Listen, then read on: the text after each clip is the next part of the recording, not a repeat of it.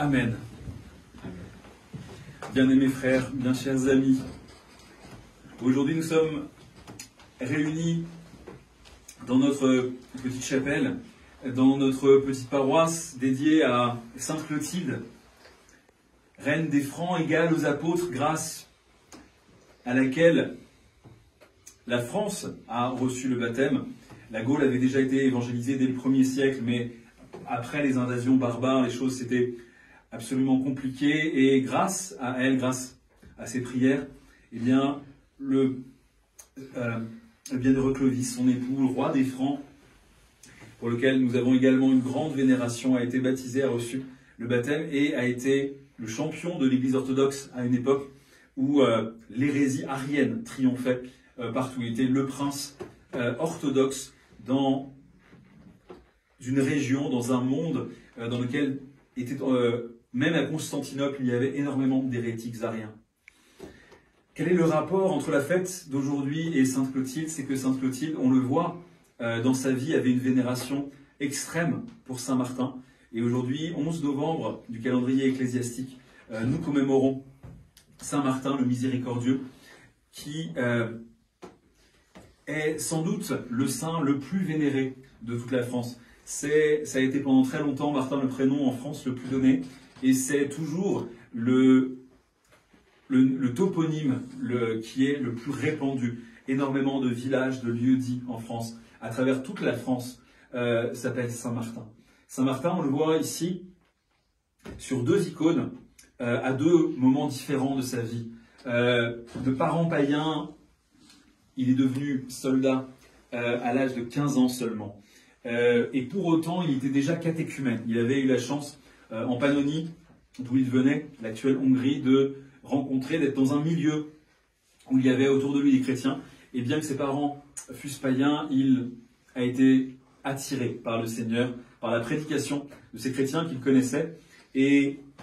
il a décidé de devenir catéchumène. Et pour autant, il a suivi la tradition familiale. Et comme son père, il est devenu soldat, il est devenu cavalier en particulier, donc c'est ce qui signifie qu'il venait d'une famille nobiliaire. Et le passage de sa vie de très tôt, qui est très connu, et lorsqu'à 15 ans, il voit un mendiant qui est transi de froid, à un moment donné où il est détaché en Gaule, près de la ville d'Angers, je crois, de mémoire, et il lui donne la moitié de sa cape. Cet acte de générosité s'explique d'abord par le fait que le fourniment du fantassin dans l'armée romaine était réparti entre l'empereur et les fonds propres, c'est-à-dire que d'un certain côté, Martin a donné tout ce qui lui appartenait, puisque symboliquement la moitié de sa chlamyde appartenait à l'Empire et ne pouvait pas en disposer à sa guise. C'est une des explications que l'on peut donner à cette particularité, cet acte de charité. En tout cas, le Christ lui est apparu par la suite, et en lui disant que c'est lui-même qui a été revêtu de cette chlamyde, puisque le Christ, dans ce songe que Martin a fait, encore catéchumène, le Christ lui apparaît revêtu de cette moitié de manteau qu'il a donné à un pauvre, ce qui nous montre que, comme le dit le Seigneur par ailleurs, lorsque l'on fait du bien au plus petit de nos frères, c'est au Christ que nous le faisons. Mais cet acte de Saint Martin, avant même son baptême, doit aussi nous enseigner quelque chose d'autre. C'est que, comme nous sommes déchus, nous avons tendance à soit manquer de charité, avoir le cœur trop dur, soit ne pas savoir se ménager et donner beaucoup trop de soi en revanche. C'est-à-dire que cette mesure que recommandent les pères de l'Église, notamment les pères du désert qui enseignent la sobriété dans notre vie spirituelle, elle est très difficile à acquérir, ou en tout cas à conserver. En effet, nous alternons généralement des moments où notre cœur est dur, et parfois également aussi des moments où nous nous donnons trop, nous faisons trop pour les autres en nous oubliant nous-mêmes, au détriment justement de notre propre santé psychique, mentale et spirituelle. Ainsi,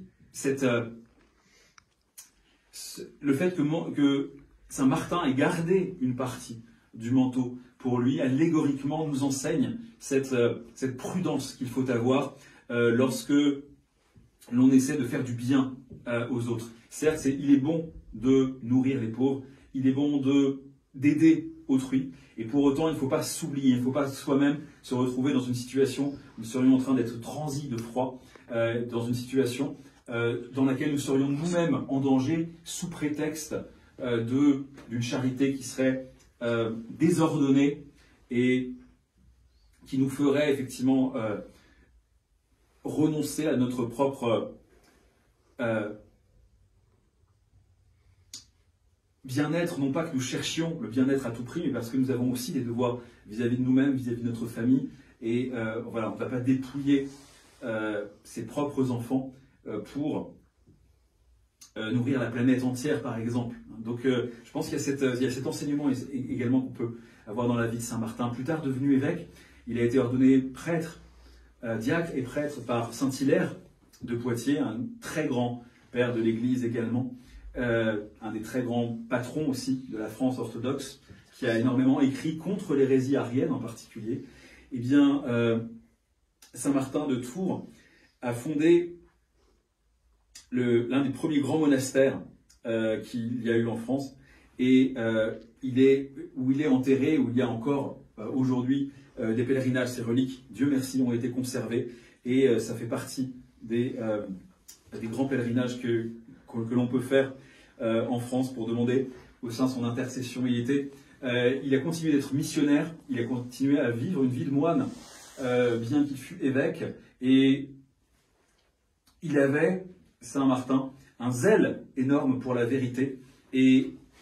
on nous dit qu'il a eu à cœur de faire détruire les idoles qu'il croisait sur son chemin dans toute la Gaule. C'est-à-dire que le dialogue interreligieux tel que envisagé par Saint Martin, c'était d'expulser les démons des idoles et de les briser sous ses pieds, ce qui aujourd'hui semblerait être quelque chose de complètement un manque total de charité, alors qu'au contraire, non, Saint Martin est connu pour sa charité immense. C'est Saint Martin le miséricordieux, c'est ainsi qu'on l'a surnommé, et la plus grande charité qu'il pouvait faire vis-à-vis de cette population qui était partiellement encore païenne, c'était d'extirper de leur cœur et de leurs âmes leur amour pour les faux dieux, leur amour pour les idoles, leur vénération des démons, car qu'ils les suent ou non, toutes ces divinités des panthéons païens étaient démoniaques, si ce n'était simplement des allégories ou des morts divinisées après leur mort. Et donc, il nous enseigne aussi effectivement le rapport que nous devons avoir avec nos frères et la vérité, c'est-à-dire avec les êtres humains, toujours rester dans la charité la plus grande, quelle que soit leur confession ou leur absence de confession, montrer son amour à la fois, étendre sa main à la fois à l'incroyant, aux croyants,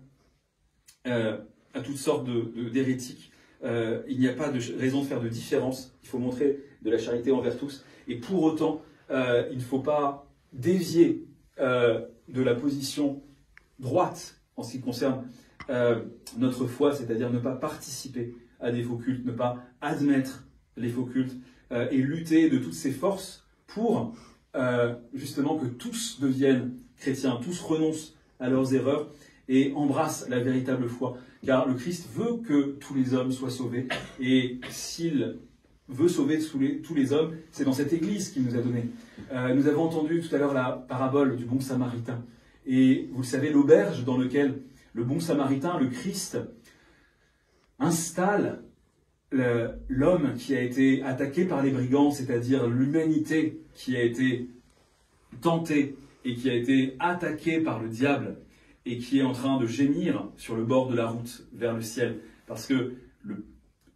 son péché l'a rendu inapte à continuer le trajet vers Dieu et l'a entraîné à deux doigts de la mort spirituelle. C'est l'état dans lequel nous étions tous avant que le Christ ne s'incarnât. Eh bien, cette humanité que le Christ amène à l'auberge, c'est nous tous qui sommes amenés dans l'auberge qui est l'Église. Et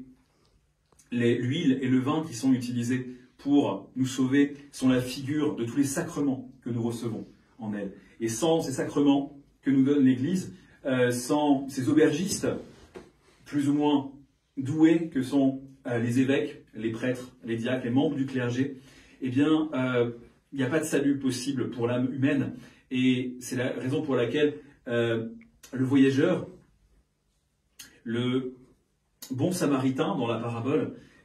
dit qu'il reviendra et remboursera tout ce qui aura été dépensé entre-temps. C'est-à-dire que le Christ annonce son retour en gloire et nous autres, membres du clergé, nous serons redevables, nous devrons rendre des comptes sur la manière dont nous avons soigné, dont nous avons pensé, dont nous avons pris soin de nos frères avec justement ces grâces que sont les sacrements que le Christ nous a donnés. Hérode le tétrarque nous dit qu'il veut voir ce qu'il se passe. Il est curieux de voir parce qu'il est comme nous le sommes tous, malheureusement. Il fait partie de cette humanité des Juchus qui est sensuelle, qui aime les sensations, le sensationnalisme et les sentiments. Et il veut assister à des miracles, puisque on nous dit qu'il veut rencontrer le Christ après qu'il a entendu parler de toutes ces guérisons et de tous ces miracles. Et pour autant, on nous dit que le Christ fait en sorte de fuir la présence d'Hérode le tétrarque, parce que, et c'est une figure du fait qu'il ne faut pas rechercher dans notre vie spirituelle à tout prix le merveilleux, le surnaturel, le miracle, l'intervention divine. Nous avons cette tendance déchue à nous dire que si Dieu répondait davantage à nos prières, si nous le voyions nous apparaître, s'il y avait un énorme éclair de lumière, nous serions renforcés dans notre foi. Si nous voyions la lumière incréée, nous serions de meilleurs chrétiens. Si nous ressentions vraiment visuellement, si nous entendions les paroles de Dieu, si nous entendions comme les prophètes le faisaient, Dieu nous parlait, eh bien tout irait beaucoup mieux dans notre vie spirituelle. C'est cette tendance que nous avons, ce désir que nous avons de toucher, d'appréhender le Seigneur, pensant que si notre foi est faible parfois, c'est faute de ce type de manifestation. Et pour autant non, le Christ nous s'en éloigne de ce sentiment, de ce désir de vouloir goûter, entendre, voir à tout prix, ce désir sensuel d'expérimenter Dieu trop tôt, parce que justement nous ne sommes pas prêts. Et ce qu'il nous enseigne ainsi, c'est justement que le plus grand de tous les miracles qui puissent se produire, ce n'est pas l'apparition du feu sacré à Jérusalem, ce n'est pas une apparition privée aussi telle que Saint Martin l'a eu lorsqu'il a vu le Christ et qu'il l'a entendu parler. Le plus grand miracle qui se produit dans le monde se produit chaque jour sur l'autel où un prêtre orthodoxe célèbre la divine Eucharistie, car le Christ vient remplir le calice de sa présence, de son être entier, et se donne complètement à nous dans ces deux natures divines et humaines, afin de demeurer en nous. Et ce mystère extraordinaire, nous y sommes parfois tellement habitués, ça devient presque mécanique, que nous n'avons pas vis-à-vis de lui la révérence suffisante. Nous ne nous rendons pas compte à quel point ce qui se passe est absolument extraordinaire. Dans quelques minutes, parce que, non pas par ma vertu, mais par la vertu de mon ordination, dont je suis très très indigne, ce pouvoir qui m'a été conféré par l'évêque et qui est transmis depuis les apôtres, je vais lire des prières qui vont transformer le pain et le vin en corps et en sang du Christ, car le Christ veut venir demeurer en chacun d'entre nous, en chacun des baptisés, des membres de l'Église, afin de nous transformer de l'intérieur, afin que nous devenions progressivement celui que nous mangeons, afin que, comme le dit l'apôtre Paul, à un moment donné, nous puissions tous dire que ce n'est plus nous qui vivons, mais le Christ qui vit en nous, puissions-nous être déifiés, sanctifiés, transfigurés par la communion au corps et au sang que nous allons recevoir, afin de régner avec le Père, le Fils et le Saint-Esprit. Amen.